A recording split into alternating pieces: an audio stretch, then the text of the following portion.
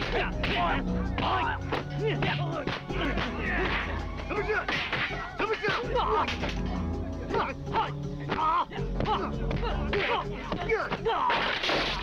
guys, it's Will with Hong Kong Cinema Appreciation Society, another super special lockdown coronavirus episode, and I'm doing something today that I said I would never do on this channel, and that is a movie review. I'm gonna actually get like kind of movie review.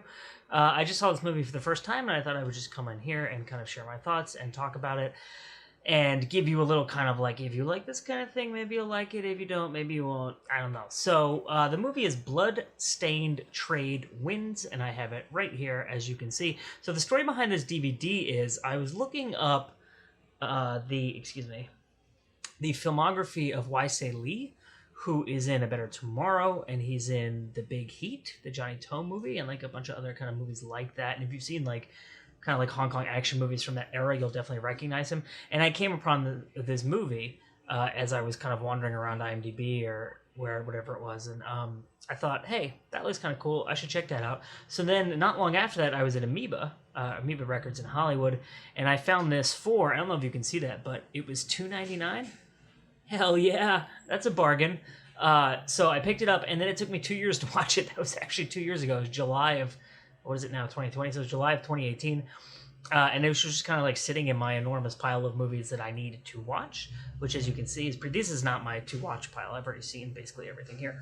But I have a lot of movies, as you can see, and my to-watch pile is like 50 movies deep right now, so it takes a long time to get through it. So I finally watched this, and I'm really glad I did. I really enjoyed it, and I'm going to talk to you about it now. This movie was released in 1990, and like I said, Wai-Sei Lee is in it. He's on the cover here somewhere. It's like a co-lead kind of thing. The lead is really Alex Fong, who's right here, who you'll have seen, and he's in a ton of movies, and also TV shows. And then Carrie Ng is in it, Edie Chan, Lo Lei, who is kind of like a legend of Hong Kong cinema. He was in a bunch of Shaw Brothers movies, such as Clan of the White Lotus, which is right here. He was in Five Fingers of Death. He's in A Better Tomorrow, actually. I had like a very, very small part, but he is in that movie. He directed Clan of the White Lotus, too. He's in Black Magic. He's in Black Magic 2. He's in like a ton of those Shaw Brothers movies. And he's a very versatile actor. So I don't want to get derailed just going on and on about him, but he's really awesome, and I love him and everything I've seen him in. So who else is in this movie? Stanley Fung is in this movie, who's in he's in Winners and Sinners, I think, right? A bunch of Chen Quan Tai, I think, also, who's in a bunch of Shaw Brothers films as well. So it's a cast that you'll really recognize if you've seen a lot of Hong Kong cinema in your day. And so kind of and like I said, 1990, and this DVD is from Image Entertainment. And actually, so because this was only $2.99, and the cover is kind of like, doesn't look like they put a lot of time or effort into it, I kind of thought that this would be not a very good DVD release, but it's actually really good. Like, the picture quality for a DVD is really good. Subtitles are really good. They're really well placed on the screen. It seems like they actually invested some time. And sometimes like when you see subtitles, you're like, yeah, that's not what they're saying. The subtitles here, it seems like obviously I don't speak. This is in Mandarin, I guess. Mandarin with English subtitles. Some of the movie does take place actually in China. It takes place in Macau, both Macau and Hong Kong. I'll get into the plot in a second. But they came with this catalog, which is pretty cool, it's like an Asian cinema series. So this is all anime, I think. And then you've got, actually, speaking of the devil, Black Magic, starring Lo Lei. And this is, I think, Shaw Brothers stuff here. And then Godzilla, or is this Gamera? This is Gamera. And just like some other random stuff kind of at the end here. But yeah, for $2.99, this is like an incredible deal. There's no special features on here, but like I said, it looks really good. So it's a really good release. I'm glad I picked it up. So the movie is about these two guys who are brothers or cousins that they call each other different things throughout the movie, but they were adopted by their uncle when their parents died, right? So I kind of led to believe that they're brothers, but they might also be cousins and their parents died separately or something. But they end up living with their uncle and his daughter, and so the three of them all grow up together really close. And the uncle is like a criminal kingpin, and so he kind of grooms them to replace him. And then he asks, the Wai-Sei Lee character is like the obvious one to replace him. He's like more into like the criminal thing and is like more ostentatious and his volunteers more for missions and stuff. And then he, as a surprise to everyone, the uncle asks Alex Fong's character to be his replacement, and he says, "No, I can't do it. I'm sorry." And so the uncle's like, "Get out of my house. You're disobeying me. I don't ever want to see you or talk to you again." And he moves to Macau, and the Y.C. Lee character takes over, and so it kind of follows both their lives, and their lives end up intersecting again. And there's like some business between a gang from China and the Yakuza end up entering the picture. And then the gang that Y.C. Lee is leading in Hong Kong, and then Alex Fong becomes re-involved in that. And it's very much... So what I'll say about this movie is this is definitely... I would say this is a B movie in terms of like heroic bloodshed and action films of that period. Like if you're thinking of The Killer, obviously A Better Tomorrow, City on Fire... like if you're thinking of movies like that as like the A tier, this is definitely a B movie. And I think it's very easy to look at this movie and be like, it's a John Woo ripoff, right? Because you have the two characters who are like brothers, basically. They have a lot of respect for one another, and a lot of love for one another, and they're very similar, but they're also very different in key ways, and there's a lot of tension between them because they end up in opposite life situations that puts them in opposition to one another. So you think of Leslie Chung and right in A Better Tomorrow, you think of Danny Lee and Chow Yun-fat in The Killer, you think of Chow Yun-fat and Tony Leung in Hard Boiled, right? This is like the classic John Woo thing, and exploring like fraternal relationships and things like that. And then also to have like there's the romance in there too, like Leslie Chung's character in A Better Tomorrow has the romance, and Chow Yun-fat obviously falls in love with the woman in The Killer. And this kind of has that element too with actually with both brothers. It's really interesting. I don't want to spoil the romantic plot for you, but it's more three-dimensional than you might expect of a movie like this. And then you have like the shootouts, the dual wielding of the pistols, and it very much strikes the same tone as A Better Tomorrow, I think, and The Killer, which is kind of very melancholy and existential, which is something that John Woo borrowed from the French, right? Which he talks about in interviews and how he loved the French New Wave movies like Le Samurai and stuff like that.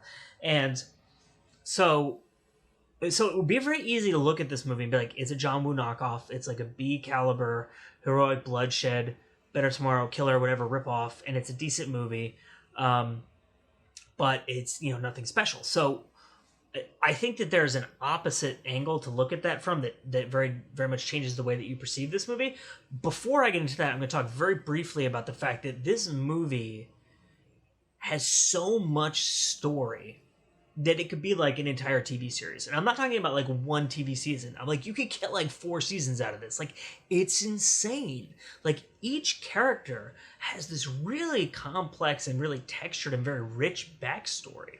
And it intersects with the backstories of all the other characters. And I'm going to say something really preposterous here, but I mean this. It kind of reminds me of Tolstoy. And in Anna Karenina and in War and Peace, both, you have this thing that Tolstoy does where he sets up these groups of people, right? And they're large groups of people, like they're multiple families that they all know each other. So like if you're thinking about Anna Karenina, you have Anna and her her husband, and then you have the guy she falls in love with, and then you have her brother and like that whole circle, and then you have Levin.